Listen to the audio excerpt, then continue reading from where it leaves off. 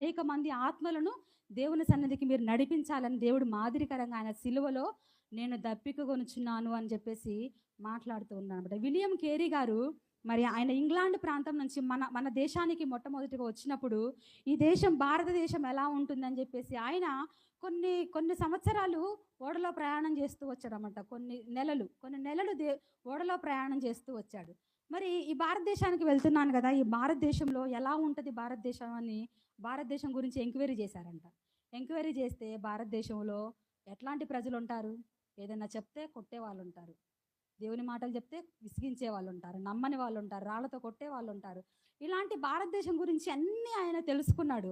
భారతదేశంలో ఎన్ని ఎన్ని భాషలు మాట్లాడతారని తెలుసుకొని ఆయన ఆ వచ్చే ప్రయాణంలోనే అన్ని భాషలు నేర్చుకున్నాడు అన్నమాట. ఎందుకంటే మన దేశానికి స్వార్థ ప్రకటించడానికి. ఆయన మన దేశ వ్యక్తి కాదు, మన భాష ఆయనకి తెలియదు. అయినప్పటికీ ఆయన వచ్చే ప్రయాణంలోనే మరి ఆయన ఈ దేశంలో ఎన్ని భాషలు మాట్లాడతారో అన్ని భాషలు నేర్చుకొని ఈ దేశానికి వచ్చి దేవునికి సువార్త ప్రకటించడం అంటే. ఎందుకంటే ఆయనకి ఆత్మల దాహం ఆయనకి ఉన్నది. విలియం కేరీ గారు మరి మన భారతదేశంలో ఆయన మరి బైబిల్ని తెలుగులోకి ట్రాన్స్ఫర్ చేయడానికి, ఇంకా అనేక గ్రంథాలను తెలుగులోకి ట్రాన్స్ఫర్ చేసింది ఆయనే అనమాట. ఇంకా ట్రాన్స్లేట్ చేసింది ఆయన. శ్రీ విద్యను ప్రోత్సహించాడు ఆయన.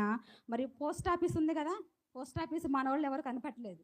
ఆయన ఇంగ్లాండ్ నుంచి ఆయన వచ్చి పోస్ట్ ఆఫీస్ని ప్రారంభించాడు. ఇంకా న్యూస్ పేపర్ని ప్రారంభించాడు. బ్యాంకింగ్ సిస్టమ్ కూడా, బ్యాంకులో డబ్బులు వేసుకుంటున్నామంటే ఆ రోజు ఆయన మన ప్రాంతానికి వచ్చి సువార్త డైరెక్ట్గా వచ్చి మీరు దేవుని నమ్ముకోండి అంటే ఎవరు వినరు. కాబట్టి వీళ్ళకి ఏమేమి అవసరం, వీళ్ళకి ఇలాంటివి చేద్దాం, ఎలాంటివి చేద్దాం అని చెప్పేసి పోస్ట్ ఆఫీసులు, బ్యాంకింగ్ సిస్టమ్స్, ఇంకా ఇలాంటివి చాలా ఆయన ఈ భారతదేశంలో ప్రవేశపెట్టి అందరికీ సువార్త చెప్పి దేవుని రాజ్యాన్ని స్థాపించడం అన్నమాట. మనము కూడా ప్రేమతో అనేక మందికి సువార్తను ప్రకటించి